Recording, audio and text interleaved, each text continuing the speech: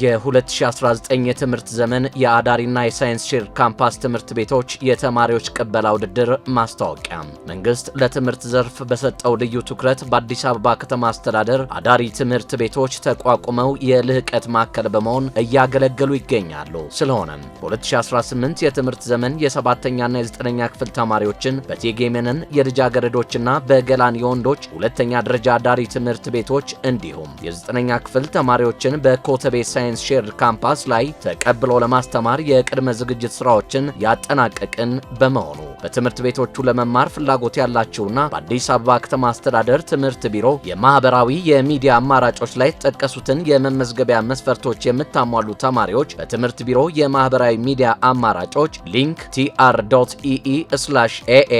tr.ee/aacaebc ላይ በተገለጸው የኦንላይን የምዝገባ አድራሻ ላይ መመዝገብ የምትችሉ መሆኑን እያሳወቅን የመግቢያ ፈተና ለ9ኛ ክፍል ለሚገቡ ተወዳዳሪ ተማሪዎች ሐምሌ 22 ቀን 2018 ዓ.ም